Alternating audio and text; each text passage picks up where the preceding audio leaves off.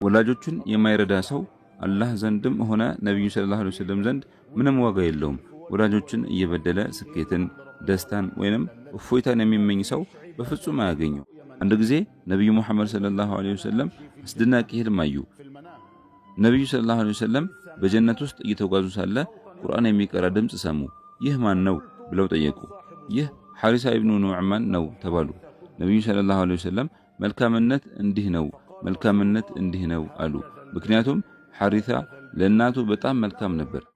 አብዱላህ ኢብኑ ዑመር ረዲየላሁ ዐንሁ በአንድ ወቅት መንገድ ላይ እየሄዱ ሳለ አንድ ገጠር ያገኛቸው።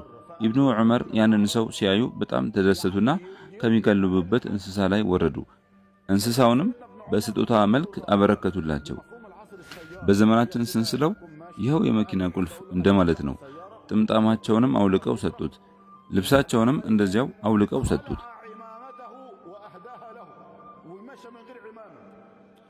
አብረዋቸው የነበሩ ሰዎች ኢብኑ ዑመር ሆይ አላህ ይዘንልህና እነዚህ የገጠር ሰዎች እኮ በጥቂት ነገር ይረካሉ፣ አንተ ግን ያለን ሁሉ ሰጠኸው አሏቸው። እርሳቸው ግን ይህ ሰው የአባቴ የዑመር ኢብኑ ኸጣብ ጓደኛ ነበር አሏቸው። ከበደሎች ሁሉ ትልቁ በደል ወላጆችህ ለአንተ አንድ ነገር ከመናገራቸው በፊት ምን ይለናል ብለው የሚፈሩ ከሆነ ይቆጣን ይሆን ብለው እንዲጨነቁ ማድረግህ ነው።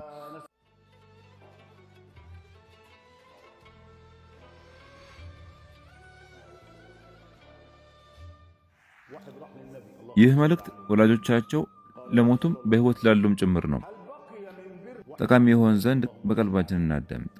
አንድ ሰው ወደ ነብዩ መሐመድ ሰለላሁ ዐለይሂ ወሰለም መጥቶ የአላህ መልእክተኛ ሆይ ከወላጆቼ ሞት በኋላ ለነሱ የማደርገው መልካም ነገር ወይንም ውለታ ቀርቷልን ብሎ ጠየቃቸው።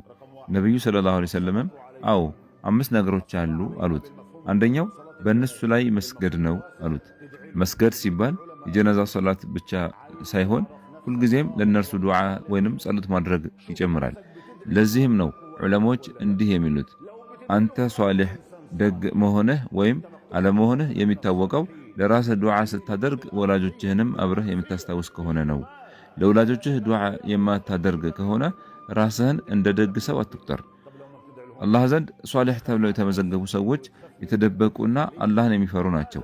የአላህ ወዳጆች ወይንም አውሊያ የሚባሉት ለወላጆቻቸው ዱዓ የሚያደርጉ ናቸው። ለወላጆችህ ዱዓ የማታደርግ ከሆነ ለራስህ ፍራ፣ ራስህንም ፍራው። ለምን ትፈራለህ? ምክንያቱም ነብዩ ሰለላሁ ዐለይሂ ወሰለም ስለ ደግ ልጅ ሲናገሩ ይህንን ትርጉም የሚሰጥ ንግግር ተናግረዋል። ደግ ልጅ ማለት ለወላጁ ዱዓ የሚያደርግ ልጅ ነው ብለዋል። ልጅ ለወላጆቹ ዱዓ የሚያደርግ ከሆነ ያ ልጅ ሷሊህ አይደለም ማለት ነው። በአላህ ይሁንብኝ በሰላቴ ውስጥ ተሸሁድ ላይ ከሰላምታ በፊት ለወላጆቼ አላህ ይርሐማቸው ብዬ ዱዓ ሳላደርግ አላርፍም። ይህ ዱዓ በመላስህ ላይ የዘወትር ዚክር ሊሆን ይገባል። ምክንያቱም ወላጆችህ ለዚህ ህልውና ምክንያቶች ናቸው። ወላጆቼ ባይኖሩ ኖሮ ደግሞ እኔ በዚች ዓለም አልኖርም ነበር።